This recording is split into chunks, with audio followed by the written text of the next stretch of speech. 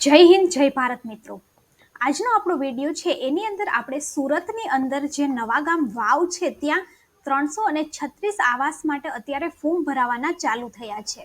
એનો આપણે ફ્લોર પ્લાનની વાત કરીએ તો આ જે છે એની અંદર 1 BHK નો પ્લાન મળે છે। આનો જે કાર્પેટ એરિયા છે એ 37.16 સ્ક્વેર મીટર છે। આની અંદર 3 લાખ કરતાં ઓછી ઇન્કમ ધરાવતા જે લોકો છે એ આની અંદર ફોર્મ ભરી શકે છે। આમાં ટોટલ 336 આવાસ છે અને આમાં ડિપોઝિટ પેટે તમારે 20,000 રૂપિયા ભરવાના છે। જે તમને મકાન ન લાગે તો પાછા રિફંડ મળી જાય।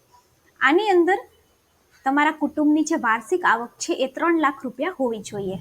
તો આ વિડીયોની અંદર આપણે ચર્ચા કરવાના છીએ કે આવાસ યોજના માટેનું જે ફોર્મ છે એ કેવું હોય છે અને એને તમારે કેવી રીતે ફિલઅપ કરવાનું હોય છે અને એની જોડે કયા કયા ડોક્યુમેન્ટ્સ આપવાના હોય છે। હવે આ જે છે એ આવાસ યોજના માટેનું ફોર્મ છે। એની અંદર તમે જોઈ શકો છો કે અહીંયા અરજદારની પૂરી વિગતો લખવાની હોય છે આધાર કાર્ડ પ્રમાણે। ત્યારબાદ સહ અરજદારની વિગતો એટલે કે અરજદાર અને એમના જોડે જે સહ અરજદાર છે એ બંનેનું નામ અહીંયા લખવાનું હોય છે।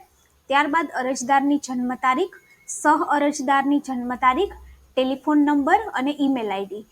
ટેલિફોન નંબર અને ઈમેલ આઈડી છે એ તમારે પ્રોપર લખવાના હોય છે, કારણ કે જો તમને આની અંદર આવાસ લાગે તો તમને ફોન કરીને SMS દ્વારા જણાવવામાં આવતું હોય છે।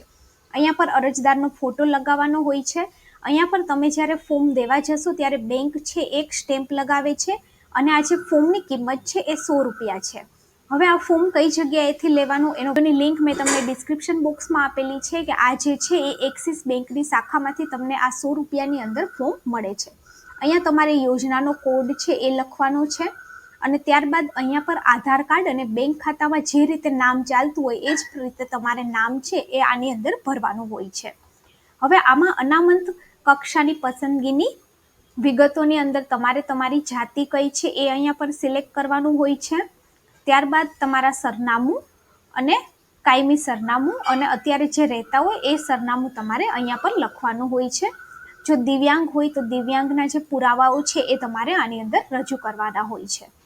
ત્યારબાદ પુરાવાની વિગતોની અંદર તમારે Aadhaar card, ration card, PAN number, જો ભાડે રહેતા હોય તો ભાડા કરાર, લાઇટ બિલ અને વેરા બિલ, આટલી જે વસ્તુઓ છે એ તમારે દસ્તાવેજ સ્વરૂપે આની અંદર જોડવાની હોય છે। અહીંયા Aadhaar card number, ration card number, PAN card number અને આ ત્રણેય વસ્તુ હા અને ના કરી અને તમારે બધી વસ્તુ છે આની જોડે અટેચ કરવાની હોય છે। ત્યારબાદ તમારા બેંક ખાતાની વિગતો લખવાની હોય છે અને કેન્સલ ચેક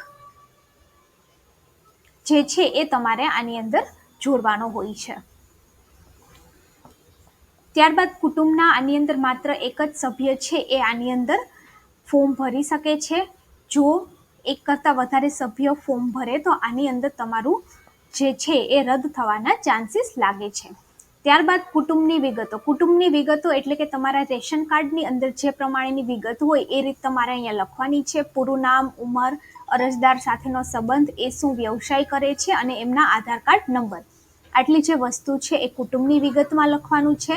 ત્યારબાદ અરજદાર તથા તેમના કુટુંબના સભ્યોના ધંધા અને નોકરીની જે વિગત છે ફરજિયાતપણે અહીંયા પર લખવાની હોય છે, જેમાં અરજદાર અને તેના અરજદારના કુટુંબના સભ્યનું નામ, અગર એ નોકરી કરે છે તો એમનો પ્રકાર, કઈ જગ્યાએ નોકરી કરે છે, જ્યાં નોકરી કરે છે ત્યાંનું સરનામું અને 2022 અને 23ની કુલ વાર્ષિક આવક કેટલી હતી અને વર્ષની વાર્ષિક આવક, એ બધું તમારે અહીંયા પર લખવાનું હોય છે।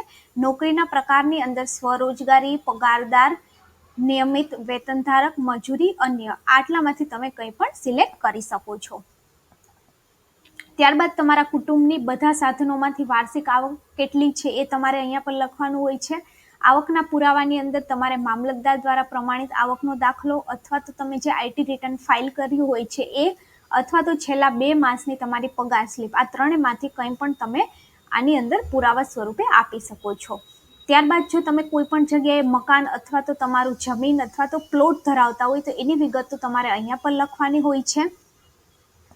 ત્યારબાદ અહીંયા પર તમે જેને વારસાઈ તરીકે નિમણૂક કરવા માંગતા હોય ત્યાં તમારે વારસદારનું નામ અને વારસદારની સહી, સાક્ષીનું નામ અને વારસદારની ઉંમર, એ વારસદારને લગતી વિગતો છે 12 નંબરના પોઈન્ટમાં લખવાની હોય છે। 13 નંબરના પોઈન્ટની અંદર ડિપોઝિટ તમે જે 20,000 રૂપિયા ભરો છો એનો તમારો ડિમાન્ડ ડ્રાફ્ટનો નંબર, કઈ તારીખે કઈ બેંકમાં ભરેલું છે, રોકડા છે કે કેશ, એ બધી વસ્તુ તમારે અહીંયા પર અટેચ કરવાની હોય છે.